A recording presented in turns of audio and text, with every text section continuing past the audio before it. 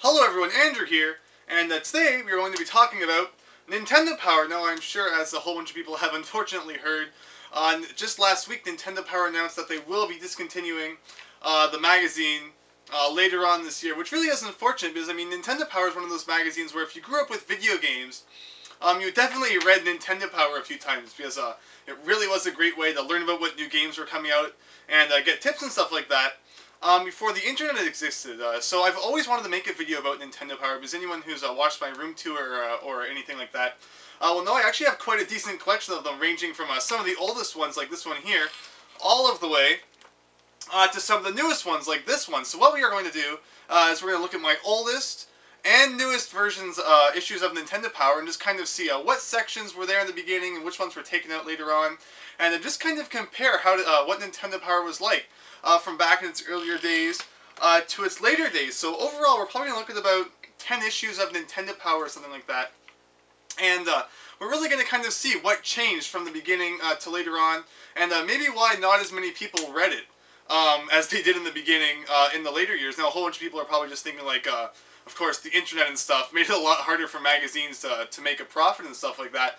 But looking through things, I think there's a few other reasons too why Nintendo Power kind of lost its charm and stuff like that. So yeah, like I said, I have a whole bunch of issues just kind of stacked up over here, and what we're going to do is we're just going to look through, and we're going to see just how different things became as the magazine went on. Now, this video is probably going to be pretty long, so it might be broken up into two parts. I might look through half of them in one part, and half of them in the other, if I really start to ramble on. But yeah, without further ado, let's start talking about Nintendo Power. So like I said, this is the oldest issue I have right here. Now this is actually the 7th issue ever produced, and back then, it was actually a bi-monthly thing, so I don't know if you're able to see it there, but let's see if I can focus this. Lately I've been doing this focusing thing with my camera, so maybe people can see things a bit more close up, but anyway, it says July/August right there. So yeah, a lot of people might not know, Nintendo Power did not start out as a monthly thing. It actually was once every 2 months. Now this one here is really ratty. My parents actually had this issue of Nintendo Power before I was born. I've talked before about how my parents actually played games before I was born, and my mom, who actually played Mega Man 2, bought this because she thought it would help her out with beating the levels and stuff like that. So I mean, when I was born, I got into video games, I got my hands on this thing, and I just took it everywhere, read it like 5 million times, and it's gone through a bit, I have to say, although luckily it's all still here. None of the pages are missing or anything like that. But it has seen better days. But anyway, the 7th issue, so actually the first anniversary issue, since it was bi-monthly at the time, July/August 1989. And first thing you're going to notice there is the front. Now, if you look at the front of a Nintendo Power magazine today, it's just like obviously a computer-generated image and stuff like that, but back then there wasn't like 3D video games and computers to make all the 3D effects and stuff like that, so you usually got a really neat kind of like clay displays or things like that. And they looked really cool because, I mean, you're getting to see your favorite video game characters in 3D. I mean, obviously back in 1989 there was like no 3D video games or anything like that. So overall, back then, I mean, starting with the cover, Nintendo Power was already the coolest thing. Just getting to see all your favorite characters in their 3D forms. And there's even other neat pictures and stuff we'll see as we go on. So as we go in to Nintendo Power, the first thing you're going to notice is I'm going to be looking down a lot because I don't usually write like scripts or anything for my videos. It's all pretty much just like freehand. But what's it called? This time I have written down a few pages in certain issues that we're going to be looking through, just so I can point a few things out. So hopefully this goes well, because I don't usually do things like this. But the first thing you're going to notice when we open it up, we get this really cool, colorful kind of table of contents here. And it's a huge contrast to the kind of thing you're going to see when I talk about the later on issues. Back then, Nintendo Power was really colorful, it was really fun. It was really messy. I mean, there was like pictures of things all over the place and stuff like that. It would seem like as if they were making it a lot more kid-oriented. Because, I mean, back in the day, you didn't have a whole bunch of adults going out and buying like the newest Call of Duty game for their NES. I mean, my parents were like one of the million to actually be like adults who didn't even have kids, but they actually played video games. So overall, I mean, it looks like Nintendo Power, obviously, with its lots of colors and stuff like that, and pictures all over the place. It was more oriented towards kids, because it was believed at the time that it was mostly kids who played video games. But that doesn't mean that the magazine is not fun to read or anything like that. I mean, even though video games, people thought they were oriented towards kids, I mean, they were still a lot of fun. And just as it seems like the magazine might have been more oriented towards kids, it's still a lot more fun to read than some of the things like some of the later on magazines, which it gets cleaned up a lot, so it looks more professional for a more older audience. But anyway, enough rambling on about that. Let's move on to the actual stuff that is within the magazine and not just talking about the table of contents. The first thing we're going to see is Player's Pulse. Now this is something that of course has been with Nintendo Power throughout the entire thing. It's where people send in their mail and stuff like that. They send in questions or just comments about the magazine or about games and things like that. And the best ones get featured. Now it's always fun to read through people's mail and stuff like that in the earlier issues, because obviously people couldn't just like go to the internet and look up things. People would ask some pretty interesting questions. And yeah, so this is a very early version of the Player's Pulse. Like, it's just issue number 7. We're going to be seeing Player's Pulse changing a lot throughout the various issues that we look through. Moving on from that, we are of course moving on to one of the signature things that Nintendo Power had. And that is their guides. Nintendo Power is always very well known and loved for their like in-depth looks at games. Now these days, one of the things we're going to notice when we get to the later versions of Nintendo Power is that there's not as many guides. I mean, you don't really see like awesome maps and stuff like that of video games anymore. I mean, not because they're lazy and not putting them in or anything like that, but because of the way that games have gone 3D and stuff like that, it's not as easy to just make a nice 2D map and stuff like that. And overall, I just really like the way this thing looks. I mean, even though some of the characters look kind of silly in their quickly drawn forms, it's still just a lot of fun to look through and stuff like that. But yeah, what's it called? So just going on here. I mean, it's always fun to look at how the guides and the maps and stuff were made back then. And if I can make this focus a bit more, you can kind of see how it's just like 500 screenshots glued together. You'll see Mega Man in like every single frame and stuff like that. Let's see, I have no idea where I'm moving to here. Like, let's turn the page and see if we can see the map of Crash Man stage. And I mean, as you see, as you climb the ladder there, Mega Man is in every single frame. And that's how they made their maps back then. And I have to refix the focusing so it doesn't look blurry while I'm sitting on the couch. I mean, that is just so cool. I mean, they didn't have the technology back then, and they just really went the extra step to make all these maps, plus the information and stuff on the side.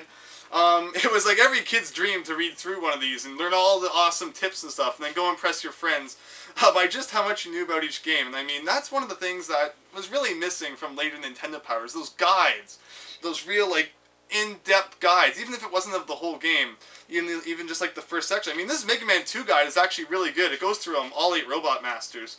So all you really need to figure out after then is Dr. Wily's Castle. I mean, Dr. Wily's Castle isn't exactly easy for those who haven't played it before, but still, I mean, it's a very nice guide and stuff like that.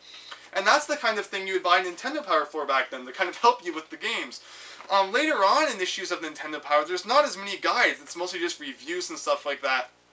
I mean, you can get that off any website. You don't need to buy Nintendo Power for a review of the game. So, I mean, maybe that's probably why some people these days might not have been too worried about it. And then again, just at the end here, you get to see the art and stuff like that. I mean, it's just really cool, even though the art's kind of cheesy. It is just, it's fun to look through, like I said. I mean, they're obviously not trying to keep, like, the most professional design, like having, like, white space everywhere and stuff like that. I mean, they're putting pictures in and stuff like that, and even, like, no matter how old you are, it's still really fun to look through. It's like a massive nostalgia trip, too. Let's see, what is next on the list? Right, one major part of Nintendo Power was always Counselor's Corner. One of those things was, back in the day, before the internet and stuff like that, there were tip lines where you'd call in, you could ask someone on the other end of the phone for help. Now, unfortunately, I mean, it costs, like, who knows how much per minute. And I guess these right here are probably just some of the most, like, popular questions they got printed into the magazine. And they were always about, like, the most popular games and stuff like that. And, yeah, so, waiting for your letters. So maybe back then, yeah, so basically, you could send in your letters with questions, or you could even call us from From 4 a.m. to 10 p.m. Wow, that opens pretty early in the morning. I remember back when I was a kid, I'd always be playing games early in the morning. It was like, I mean, I always went to bed early when I was a kid, so I always got up really early too. So I guess that's why it starts at 4 a.m. Seems like kind of a weird time. But anyway, Counselor's Corner was always one of those really cool things. On page 36 here, we have top 30. Now it's really neat because I guess this is kind of based on the sales and stuff like that, just to see what the most popular games are at the moment. And it's always just kind of fun to look through this and see what games everyone was playing back then. I always find it really neat to look through the top 30s, and I think it later became top 20 and stuff, and just see what were the most popular games back in the day. Let's see. On page 42 here, again, I mean, it's just about the art. I mean, it's not even just about the reviews or the maps and stuff like that. It's about all the effort they put in to making things look really, really cool. I mean, like pictures like this, I mean, they could have just left that blank, and I mean, people probably still would have bought the magazine for the reviews and stuff. But just the extra mile they went to make things look really cool. I mean, even the whole border around it and everything. It just looks really nice, and it makes it that much more fun and enjoyable to read. While at the same time, you're getting all the tips and stuff too. So I mean, it just doesn't really get any better than that. It's just a lot of fun to look through. It was back then, and it still is today. So moving on here, Nintendo Power has always been really cool for having like posters and stuff and then things you can take out. In this magazine here, you of course also have one of those posters. It's been in there all the way back since Nintendo Power first started, although unfortunately I can't really open it up for you because in between the poster is this really cool kind of pull-out Super Mario Bros. 2 guide. Now, I never pulled it out. I just always kind of kept it in the magazine when I read it. But it's really cool, and again, it's more of what everyone loved Nintendo Power for back in the day. Going through, reading the maps and guides and stuff like that, and it's really neat that if I wanted to, I could have pulled it out. So I kind of do have a separate thing now. This one right here goes through the first 4 worlds, even goes over 4-3 in that terrible tower that everyone absolutely hates, that you can easily skip if you jump with Luigi. Yeah, I always loved that. As a kid, I always loved the part where it points out that not even the princess, not even the princess can jump that gap. Meanwhile, I always jumped over it with Luigi's high jump, because if you hold down and then you get the super high height, you can actually make it over the gap. So it was really silly that even Nintendo Power didn't know about that. I kind of beat them there. But overall, it's just, again, one of those really cool things. I mean, they didn't have to put a cool little guide in for Super Mario Bros. 2, but they did. And I mean, it was really neat. And really fun to read through, too, even though I didn't actually pull it out. Let's see, what else we got here next. Page 60. Another thing. Even when they didn't go super in-depth on games, since back then there wasn't internet and stuff like that, it was just really cool to kind of see what different games were coming out for the NES, because all you really had back then was you either saw it on commercial, you heard it from your friend, who probably heard it from Nintendo Power, or you heard it yourself from Nintendo Power. So, I mean, again, they just make things look so much fun. So, I mean, obviously, it's like there weren't trailers and stuff back then to see the gameplay. So they had to go really in-depth on how every part of the game worked, on all the items and stuff like that. And, I mean, they did a really good job. I mean, reading, like, a preview of a game back in a really old issue of Nintendo Power, or a preview of a game in a new issue of Nintendo Power, are two completely different things. And it's just so much more enjoyable to read it back in, like, the old days, because, like I said, of all that extra effort they had to put into it, because there weren't things like the internet having, like, trailers and stuff like that, to really push the point. I mean, the only thing they had was their article in Nintendo Power, so it was just so much fun to read through. Let's see, what page are we heading to next? Yes, another thing that was in Nintendo Power back in the day. That was quite a bit of fun to read, and didn't really survive too long. I mean, it survived a few years, but even, even in the midlife of Nintendo Power, they weren't really there. That is comics. Now, in the very first issues of Nintendo Power, you would always find a Howard and Nestor comic. And what they would do is they would place Howard and Nestor in a world from one of the most popular video games at the time. So obviously this one right here, Nestor is inside of Teenage Mutant Ninja Turtles, and you can see Howard in the last panel down there. But yeah, it was just so much fun. I mean, reading through things like that, kind of like getting to see like more in depth into the game, what kind of happens behind the scenes. It's just really fun to read through. I mean, Howard and Nestor went on for quite a while, so they were in a whole bunch of different games. They had like Mario, Star Tropics, stuff like that. Just so much fun to read through. And all the different ones that they eventually came out with. We'll talk a lot more about comics and Nintendo Power too as things go on. Let's see here. Next section that I want to talk about that we will be talking a lot about in later issues too, is classified information. Now this changes so much throughout the life of Nintendo Power. Now classified information, a bit like Counselor's Corner, although instead of rather I'm kind of getting stuck here. Instead of just this is how you beat this part, this is how you beat this part, classified information usually contain more things like cheat codes or really cheap tricks in order to get by things and stuff like that. Like stocking up on weapons and Konami code and stuff like that would always be featured in, things like that would always be featured in classified information. Like, or even tricks, where you can like glitch through walls to get ahead. You'd find those kinds of things in classified information. And back when you were a kid, finding out secrets like that was the coolest thing. And I mean, that is one of the things I love about NES games, is they always had kind of secrets like that built in. Or even if there weren't secrets like that, people would find glitches that would give them an advantage. And those would show up in classified information. And it was just so much fun to read about those. So yeah, classified information was really cool, and we'll see later on, that's eventually one of the sections that was taken out of Nintendo Power. And that's also kind of the time when I didn't read it as much.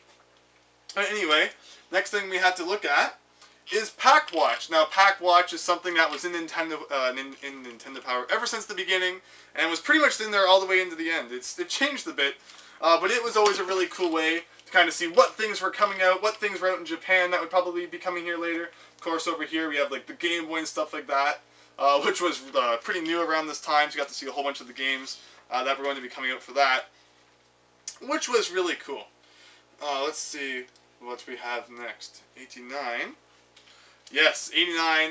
One of my favorite articles in this really old issue of Nintendo Power is showing you where the 1-ups are in video games. I mean, for the first anniversary, they had a 1-up special. Now, it just goes to show you how back then, games had a lot less 1-ups than they do now. Like, I'm playing New Super Mario Bros. 2 and I had 100 lives by the time I was done the first world.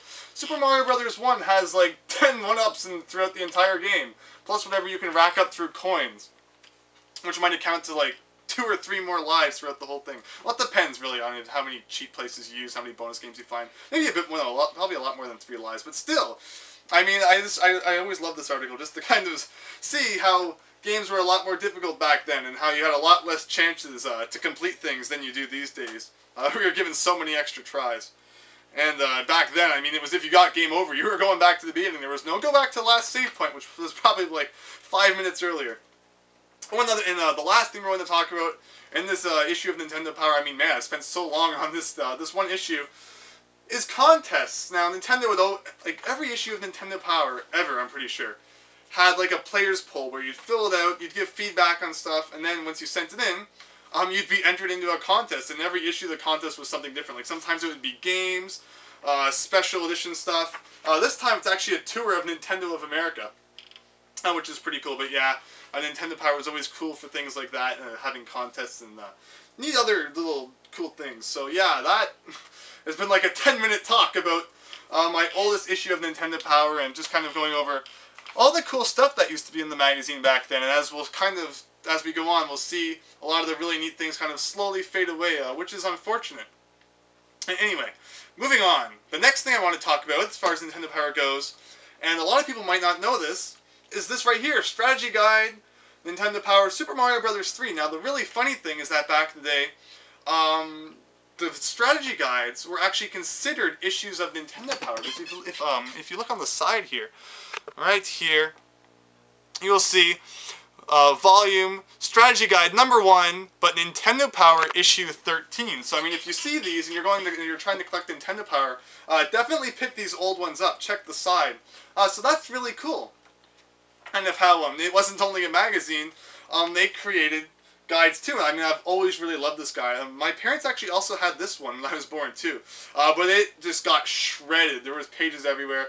So I found this years later, and I bought a very nice one because I mean it was always such a great guide. Felt so bad for destroying it as a kid, but I mean when you're a kid, you don't understand that. I mean you don't know how to take good care of your stuff. But like back then, we just had fun with things. We didn't think that down the road we'd actually care what shape things were in. But yeah, I've always loved this guide. And another interesting thing to note about Nintendo Power is that even today, even though they're not considered issues of Nintendo Power, they always had a hand in creating guides for usually the most popular games like Paper Mario. For instance, Nintendo Power made this guide. Although another company who always made guides back then too was Prima, and we have their logo down here. And lately, I don't think Nintendo Power has been making guides anymore, so I'm guessing that since Nintendo Power is going out of business, they're not going to be making guides anymore, and I'm guessing everything has pretty much been handed over. I always pick the wrong side to point at, is going to be handed over to Prima, so that's kind of sad too, because usually it was kind of silly, like sometimes Prima and Nintendo Power would make a guide for the same game, so I usually pick the Nintendo Power one over the Prima one, but I guess now Prima is my only choice. So I mean, that's kind of sad too to see the Nintendo Power guides kind of phase out, since I always really enjoyed them. But yeah, so that's kind of another sad thing. So moving along, so we looked at issue number 7. We looked at strategy guide number 1, which was also issue number 13. Now the next thing we're going to look at, we're going to jump ahead just a bit, is issue number 39. Now look at this. This is just another example of, I mean, it wasn't just some like digital image that some guy made up, plastered on the front. I mean, they made a clay model of Mario over here. I've always picked the wrong hand. Placed him on a Super Nintendo mouse and then put like the nice art and stuff in the background. Now this isn't even like the best example. I mean, there's so many really cool ones too, but just the issue I wanted to talk about happened to have this picture on the front. That just goes to show kind of the extra mile they went to make the covers really neat. And I really like that. So anyway, let's see here. Things I want to talk about start on page 6. So we open the book, and we'll still see that really cool table of contents. We also see that the Super Nintendo is only $99.99, which is pretty good for new. That's awesome. I meant to find it. One issue of Nintendo Power I have, it has an advertisement in the front, just like this Super Nintendo one. Although it's actually for the NES 2. Now, you can't see my NES 2 because I kind of moved it down so I can kind of sit back and relax while I read my issues of Nintendo Power. Like I usually do. I just grab one off the shelf and read through it every now and then because it's just so much fun to do. But yeah, can you believe that the NES 2, the top loader NES, back when it was brand new, it only cost $49.99. That's insane. If I could go back in time, I would buy up all of those and all of the Earthbounds, and then hoard them for like 100 years, and then be a billionaire. No, I wouldn't do that. Actually, I probably would. Heck, I mean, I'm not going to be able to go back in time anyway, unfortunately, but who knows, I might do something like that. If I could. Anyway, moving on, anyway. Enough rambling about that. We have Player's Pulse. Again, as you can see, hasn't changed too much. A bit more pictures and stuff around the sides and stuff like that. It's just really fun to read through these things, although I'm not going to read really... I might read like one later down the road. I'm not really going to read them to the camera and stuff like that. They just sound really weird. You haven't got to read Player's Pulse yourself to enjoy it. But I mean, Nintendo Power people and stuff like that who, like, sometimes they would just like post your thing as you wrote it, or sometimes if it was a question addressed to them, they would reply to it, and their answer would usually always be like witty and funny and stuff like that too. To always add to the enjoyment of reading Player's Pulse. Let's see, moving on, of course we still have our guides and stuff like that, still made up of like various screenshots, which is always very funny to see.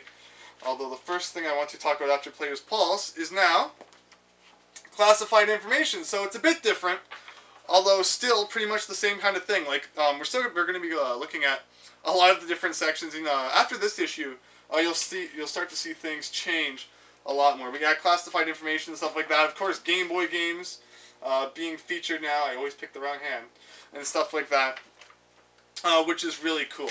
Now, the first main thing I have to show that's different from the last one we talked about is comics. Now, last time we saw Howard and Nestor, but now Nintendo's gone all out with creating like full-fledged multi-part comics of some of their like most popular video games.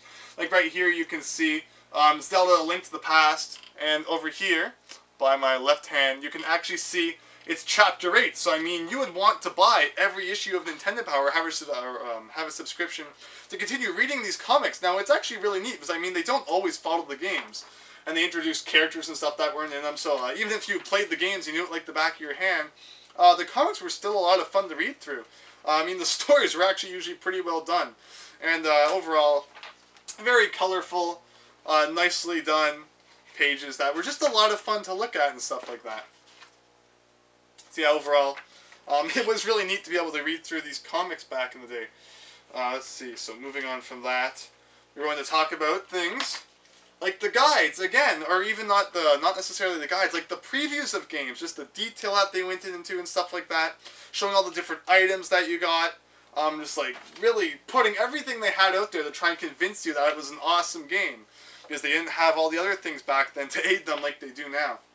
So I mean, the only really thing that was going to convince you to buy it was either Nintendo Power made it look good, there's a chance you'd go out and get it. If Nintendo Power made it sound crappy, there was no way you're going to go get it. This is also back before Kirby was pink. It's kind of like a, what's it called, kind of white there. And that's also before when he swallowed enemies, he gained attacks. I mean, I guess he was pink here. But he wasn't like pink like he is today. And this is also back in the day in Kirby's first thing. What's it called? Back before when he swallowed enemies, he got their power-ups. Anyway, moving on from Kirby, because obviously I'm getting tongue-tied talking about him. We are going to move on to page 58. And we're going to talk about Summer CES 92. Now, it was really cool back in the day, like things like E3, or obviously before there were things like E3, or before it was even called E3. All these cool video game events would take place, and there's not the internet for you to go and watch like the live stream of the press conference stuff, and stuff like that. You would want to read Nintendo Power to figure out about all the new cool games that were announced. I mean, you read about things like this. You get to see all the people gathering around playing the games and stuff like that. It's just overall really cool to see what kind of events and stuff took place back then. It's overall a lot of fun. So let's see, let's change the page there. And we are greeted by a Super Mario Brothers comic. So obviously this is another one, just like the Zelda one, multi-part. Obviously kind of based off of Mario World and stuff like that. And that's not really the end down there, like it says in the corner. It's not the end. But I mean, overall, they're just so funny and so much fun to read through. And it's just kind of neat to see what people thought of back then, for comic ideas back in the day. Here we have Counselor's Corner, still hanging around. Pretty much the same idea as before. Layout changed just a bit. And then you have advertisement down there in the corner. If you're flustered with your game, call this guy, and he'll for some reason know how to help you. I mean, I guess they had what's it called? If you've watched The Wizard, the movie The Wizard, they call in for help with all the games. I mean, they call in for help for like every single NES game ever, and then he ends up playing Ninja Gaiden. I mean, it's like, you wasted all that time and money so he could go and play Ninja Gaiden. Which, like, the hints, who knows if they even helped him anyway. But I mean, it's just kind of funny back then to see, like, if you need help with this game, call this number and we'll try to help. It's really funny. So let's see, page 82. So there is the first time, ever since the beginning of Nintendo Power, they have featured pull-out posters. Now, some sides will feature like massive kind of pull-out maps and things like that, and then the other side will usually feature a poster from one of the video games. Like this one here is Felix the Cat. But I mean, of course, they've had Mario posters, Zelda posters, Mega Man posters, Star Tropics posters, a whole bunch of cool things. So I mean, I don't feel like ripping them out of all my Nintendo Powers. Plus, I don't really have the wall space. But I mean, you'd see people with them all over their wall, and it looks really nice when they're all together. Let's see, moving on. Another thing I want to point out. Mario Paint preview again. Only place you would really hear about it is here, and you got all this in-depth look on just how cool Mario Paint is. I mean, heck, they could have taken E.T. and made it look cool, the way that the people of Nintendo Power are just so good. I mean, telling you everything about the game and how much fun it is and stuff like that. I mean, who knows, if Nintendo Power gave E.T. like a good review and went into all the items and stuff like that, maybe people would have liked it a bit more. Or maybe they just would have realized how bad it was and not bought it like people did. But yeah, overall, just really silly stuff. But I mean, it's still a lot of fun to read. So let's see, moving on. We of course have, I believe the next thing I want to show, another Howard and Nestor comic. And this one, we have Nestor talking to Guile on some absurd like TV talk show. Like, I don't know, it's really silly, but really funny at the same time. Now, one section we have is Now Playing, and it's about these two guys, whether they're just fictional guys or they were actually two guys who sat there and talked about the games. I have no idea. But they kind of took some of the games that were coming out at the time, and it gives a description, and then it gave kind of each of their opinions on the game. And it's always been kind of weird to read through, I don't know. It's not the most exciting section, although it is kind of a neat way still to see some of the new games that are coming out. And let's see. last thing that I want to talk about with this issue is now, just like I was saying before, it was top 30, but now we have moved down to top 20. So, I mean, obviously, they don't have as much room anymore because they had to introduce a section for the Game Boy and also Super Nintendo, unlike back in 1989 when it was all just NES. So, still, it is really neat to see what people were buying and playing at the moment. Another thing about this issue is over here on the right, I guess you'd like send in your information, and if they thought you were cool, you were playing cool games, they'd feature you and like a picture of you in the Nintendo Power. And then also over here, each issue interviewed a celebrity who played video games. Here we have Fresh Prince Will Smith, obviously, from his greatest movie ever, Fresh Prince of Bel-Air. No, that wasn't the movie, but I do love the show. Fresh Prince of Bel-Air is actually an awesome show, and they still show reruns of it today, which is awesome. And then Pack Watch, again, which you will see many times throughout the videos, where they talked about different games that were coming out in the near future. Oh, and then one more thing, Pack Watch, they showed a lot of main ones, and also on the left here, they showed a whole bunch of different games too. Now let's fix the focus here. Now, as you'll see here, like NES games coming out soon, like Ace Harding, Lost in Las Vegas. Well, that never came out. Or, what's it called? I'm pretty sure there was even another game here somewhere that didn't end up coming out. But it is funny, kind of, sometimes they even do, like, big articles about it, and I always forget to change the focus back. Where they talk about, like, in-depth, they do, like, in-depth talking about games, and they never end up coming out, so it's kind of interesting to go back and read through that to see what the games were going to be like that never ended up being released. Anyway, I think that's about it for issue number 39. And this is going on for quite a long time, and I need a drink. But yeah, overall, so far, hopefully you've seen just how different Nintendo Power is back then than it is today if you've read a Nintendo Power issue recently. The next one we were going to talk about is volume number 75. Now, no one's going to be able to see that because it's so far away. I actually don't know why I have to show the side, but I'm doing it anyway. It is volume 75, just so people believe me. People are like, nah, it's not volume 75. It's clearly reading volume, like, 20 or something. No. But anyway, let's flip this thing over here. And I'll try to make things a bit quicker. We don't need to go over too much stuff. But one thing, the first thing we're going to talk about in issue number 75, I mean, I'm sure a lot of people have noticed the front here and noticed that it is the Virtual Boy. We'll all know how that flopped, so it is kind of interesting to see just how much they praised it and stuff like that. Just to see it kind of bomb, how they went so in-depth on all the different games. Right here, as you can see, our table of, what's it called? Not our table of contents. This is now our Super Top 20. Where is the table of contents? It got kind of lost in space. Table of contents changed quite a bit here. And then after that, we have Player's Pulse. Now at this point, Player's Pulse slowly started introducing like the art of like on envelopes and stuff like that of like the letters that people were sending in, and that's really cool. I like that kind of seeing just how artistic people are and saying, man, I wish I could draw that good. But overall, I really like that when Player Pulse shows off the art that people have sent in. On the next page, we get to see, once again, our top 20, and also on the left here, over here, we get to see the Ultra 64. And you can see how the 64 didn't really change too much from back when it was called the Ultra 64, except the faceplate there, where is it? There, is a bit different than the final N64 one, and that would be so cool to kind of find that, like if it didn't get destroyed or something like that by Nintendo later on. I'd love to have that Nintendo 64. That just looks so cool. Ultra 64. Although overall, Nintendo 64 is a bit of a better name than that. Let's see, so moving on to page 10. We have a massive look at the Virtual Boy, everyone's favorite portable console. That is the most easily takeable places portable console ever. I have no idea. But yeah, they go into a lot of depth. It goes from page 10 all of the way to page 29. So I mean, 19 pages. They really wanted people to buy the Virtual Boy and like the game. So it's kind of unfortunate that it never really took off. But I mean, you can't blame it. I mean, just a lot of things about it that made it not the most popular thing. And then after that, we have an awesome look at Yoshi's Island and stuff like that, which is really cool. But I mean, again, like I said, Nintendo does a really good job of making anything sound really cool. So I mean, maybe if more people had read this, more people would have really liked the Virtual Boy. But I mean, there's nothing that could have made Waterworld a good game. I mean, it was a terrible movie.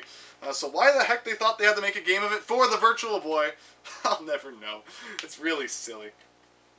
Let's see, what do we have to go on? We're going to skip ahead a whole bunch of pages. And we are going to go to page 51, where we are going to see a new section that has not been in any of the issues that we looked at before. And that is Epic Center over here. Now, Epic Center is a section that was in Nintendo Power for quite a while, and it looks at a whole bunch of RPGs. So like right here, we're looking at Chrono Trigger and stuff like that. Breath of Fire. And they'll also look at like Japanese exclusive RPGs that they may or may not have known at the time whether they were going to be localized to North America. So yeah, Epic Center is always really cool, and yeah, it stuck around for quite a while in the magazine, and that was always fun to read through, especially if you're a big RPG fan. Let's see here, moving on to 71. We have classified information, again, a bit different, but not too much. Still giving us all those codes and cheats and stuff we want, like figuring out how to do the Mega Man X2 diagnostics test down there, if you didn't know how to do it before, and now you do. And just little neat things like that were so neat to find out about. And since internet and stuff wasn't really the most popular thing or even existed back in the day, I'm guessing at this time it probably did. I didn't have internet for a long time. All my friends had internet before me. It's actually an interesting thing to note. I always had more video games than my friends, but every single one of my friends had a computer with internet. So I was always kind of behind in that department. I didn't get internet until I was in grade 6, and that would have been like, I think it was like 2004. So yeah, as you can see, I was kind of behind on the times there. Although I always had the best games, and sometimes they didn't. Although, I mean, a lot of my friends had stuff I did too. I usually had a few more games. But anyway, there's classified information. And let's see, what the next thing I want to talk about is Counselor's Corner, which you can see looks a bit different now. Obviously, the design has changed just a bit, but still all those main things there, and it still encourages you to call in too. It also gives you, I like these down here, question and answer fast facts, where it's just a few extra things that they kind of squeezed in the corner about a few different games, which is really neat. Let's see, moving on. What's the last thing? No, two more things I want to talk about here. And one of them is Arena. Now, Arena is really cool. It's kind of where you're given a challenge, and then you have to see if you can accomplish it.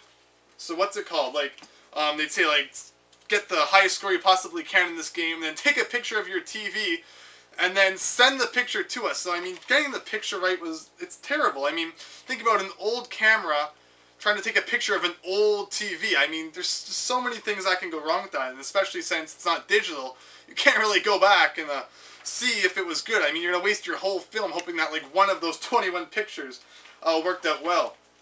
Another thing they always wanted you to do was they wanted you to have the console on screen when you took the picture of your TV to make sure you weren't using, like, Game Genie or something like that. Now, if the kids were smart, they would have, like, gone to their friend's house, borrowed their Super Nintendo, used Game Genie on their Super Nintendo, put it off screen, and then put their friend's Super Nintendo where it can be seen in the picture, and then just turn it on and not hook it up to anything, and it would have tricked them into thinking that they hadn't used cheats. Now you see, I personally wouldn't have done that, but I wonder if anyone was actually, like, I don't want to say smart enough, because I mean, it's a really jerk move, but I wonder if anyone actually did that.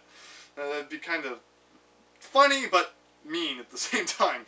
Poor Jimmy didn't get his high score featured in there because some cheater beat him to it. But overall, there was interesting things like that back in the day, Arena.